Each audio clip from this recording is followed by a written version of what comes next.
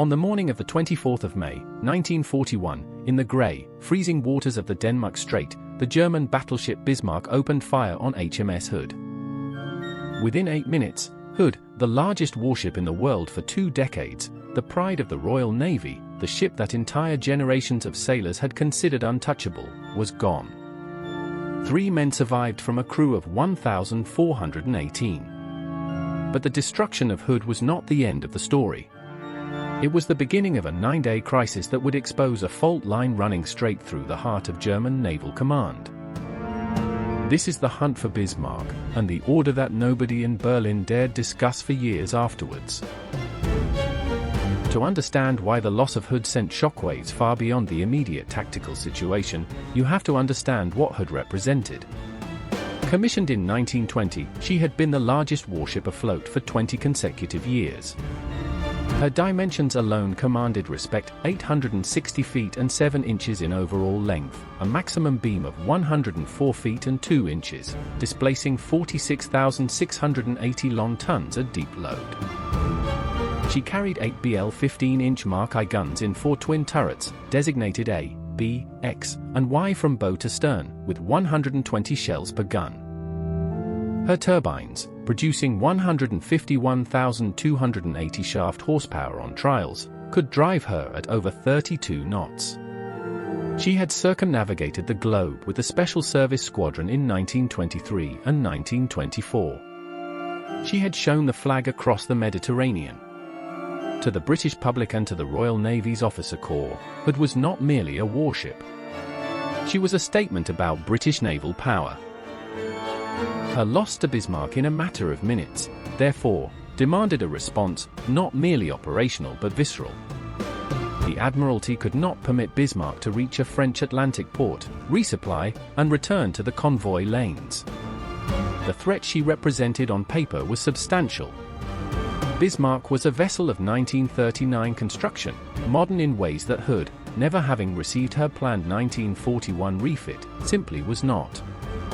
Hood's design had been revised after the Battle of Jutland in mid-1916, which had revealed serious vulnerabilities in battlecruiser armor, but even those revisions had their limits, and the additional armor added during construction had increased her draft by approximately 4 feet, reducing her freeboard and making her, in the words of her own crew, the largest submarine in the Navy. On paper, Bismarck was newer, her crew fresher to her systems, and her position, loose in the Atlantic after sinking the Navy's most celebrated ship, was a strategic emergency of the first order. Every convoy route in the North Atlantic was at risk so long as she remained at large. What the German naval command in Berlin had not fully reckoned with was the human element inside their own chain of command. Fleet Admiral Günther Lütjens, flying his flag aboard Bismarck, had already demonstrated an independence of judgment that sat uneasily within the operational parameters he had been given. The orders governing Operation Rheinübung, the sortie into the Atlantic, were not open-ended licenses for fleet engagement. They were commerce-raiding instructions: find and destroy Allied merchant tonnage, avoid decisive fleet action where possible, and preserve the ship as a functioning strategic asset. The destruction of Hood had been tactically brilliant and strategically catastrophic in equal measure. It handed the Royal Navy every justification it needed to dedicate overwhelming force to the pursuit.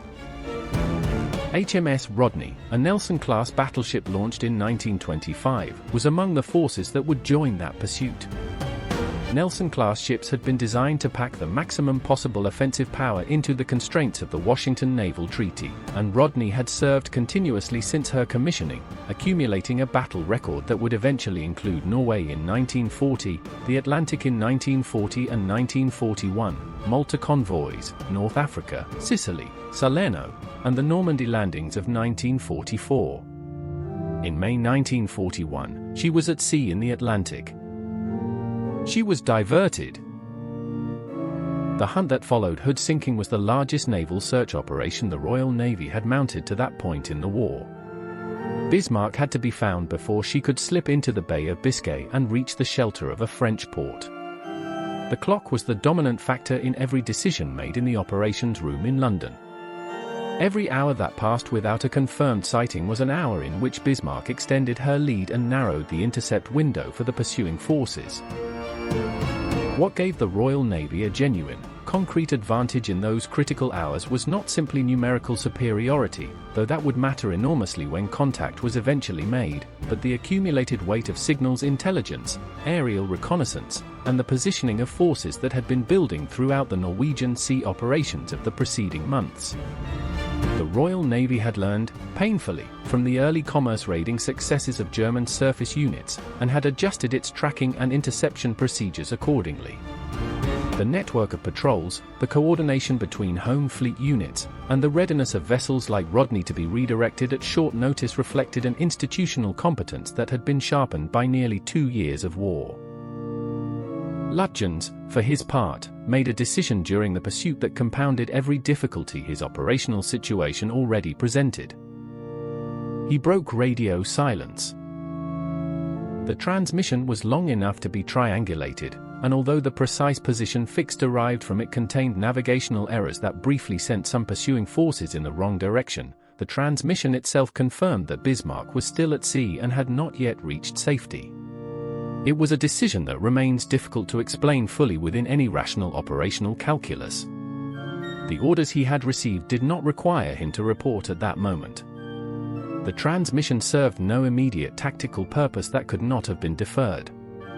And it handed the Royal Navy a renewed fix on his general position at a moment when the pursuit had been in danger of losing him entirely. There is a stillness to that moment, Bismarck somewhere in the grey Atlantic, her position now partially betrayed, the net drawing incrementally tighter, that captures something essential about the nature of this entire operation. If you want to follow more stories of how decisions made in those grey waters shaped the course of the war at sea, subscribing to this channel keeps those accounts coming directly to you. It was a Catalina aircraft of RAF Coastal Command, operating on the 26th of May, 1941, that finally re-established firm contact with Bismarck. The sighting triggered the coordinated commitment of all available forces. Swordfish torpedo aircraft from the carrier Ark Royal were tasked with slowing Bismarck down, reducing her speed sufficiently for the pursuing surface units to close the range before she reached the air cover and port facilities of occupied France. The Swordfish were fabric-covered biplanes operating against a modern battleship equipped with anti-aircraft armament. The odds, viewed in purely technical terms, were not favorable. The first Swordfish strike on the evening of the 26th of May hit the wrong ship, the cruiser Sheffield, which had been positioned ahead of Bismarck to maintain contact. The torpedoes, fortunately, either missed or failed to detonate, and Sheffield was undamaged. The second strike, later that evening, achieved what the entire operation required. 1 or possibly 2 torpedo hits struck Bismarck aft, jamming her rudders and leaving her unable to steer a straight course. She began to circle. She could not be brought back under directional control. The port to which she had been racing was now unreachable. Through the night of 26 to the 27th of May, German destroyers from the pursuing force and British cruisers maintained contact. Bismarck was still firing, still dangerous to approach, but she was no longer going anywhere. The final surface action began in the early hours of the 27th of May, 1941. HMS King George V and HMS Rodney, with cruiser support, closed on a ship that could no longer maneuver effectively but retained the ability to return fire. Rodney opened fire at approximately 8:47 on the morning of the 27th of May. King George V joined the action. At ranges that closed steadily as Bismarck's ability to fight back was systematically reduced, the 2 British battleships engaged her with their main armaments. Rodney's 16-inch shells struck repeatedly. Bismarck's turrets fell silent one by one. By approximately 9:02, Bismarck had lost the use of her main battery. Secondary armament continued to fire sporadically, but organized resistance was ending. The cruisers Norfolk and Dorsetshire closed to finish the engagement with torpedoes. Dorsetshire fired 3 torpedoes, 2 from her starboard side and 1 from port. Bismarck sank at approximately 10:39 on the 27th of May, 1941, in the North Atlantic. Of her crew, approximately 115 men were rescued before the operation was terminated. Hundreds more were lost when the rescue was abandoned due to a reported U-boat contact in the area. The final death toll among Bismarck's crew numbered in excess of 2,000 men. The strategic significance of the action was immediate and lasting. The threat that a modern German capital ship operating freely in the Atlantic had represented to British convoy routes was ended. More importantly, the destruction of Bismarck, following so rapidly on the heels of Hood's loss, demonstrated to the German naval command that surface raiders of any size could not operate indefinitely against the full mobilized response of the Royal Navy. The combination of air search, signals intelligence, torpedo aircraft, and coordinated surface action had proven capable of hunting down even the most powerful individual unit the Kriegsmarine could deploy. What followed within German naval command, however, was the episode that the official record would handle with notable delicacy for years afterwards. Lütjens had not simply been unlucky. He had, in the judgment of those who reviewed the operation, made decisions that deviated materially from the operational parameters he had been given.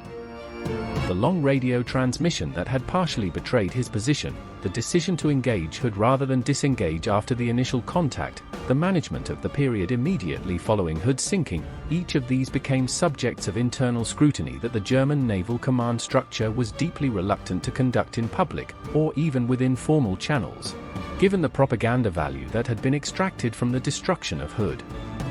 A navy that had just sunk the mighty Hood could not easily frame the sequel as a command failure. And so the internal reckoning was deferred, suppressed, and eventually buried under the weight of subsequent events. The admirals who might have pursued that reckoning were not eager to establish precedents that could be turned against themselves. The order that Lütjens had effectively ignored, preserve the ship, avoid decisive fleet engagement, function as a commerce raider and not a fleet combatant, was never publicly examined in the terms it deserved. The wreck of HMS Hood was discovered in 2001. The findings confirmed what both Royal Navy boards of inquiry had concluded in 1941, that one of Bismarck's shells had penetrated Hood's armor and detonated her aft magazine. The exact internal sequence that caused the magazine to fire could not be established with certainty, because that section of the ship had been destroyed in the explosion. Of Hood's complement of 1,418 men, 3 survived. Hood had carried 12 BL 5.5-inch secondary guns, 8 15-inch main guns, and torpedo tubes on both broadsides. She had been designed to be fast enough to run from anything she couldn't fight, and powerful enough to fight anything she couldn't outrun. The additional armor fitted after Jutland had cost her the speed margin that made the calculus work.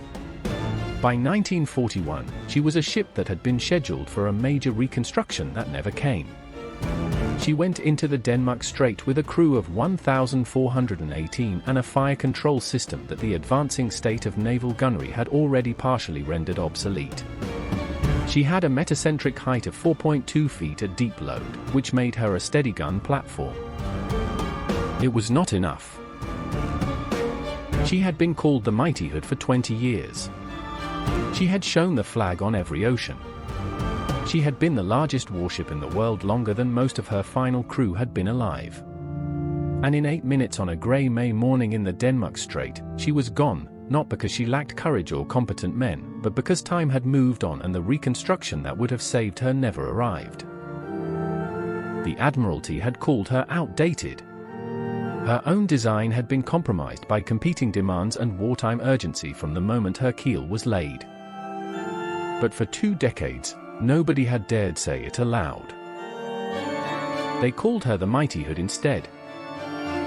If this account of the Bismarck hunt and the command crisis it left unresolved has been worthwhile to you, please subscribe and turn on notifications. The next ship story is already in preparation.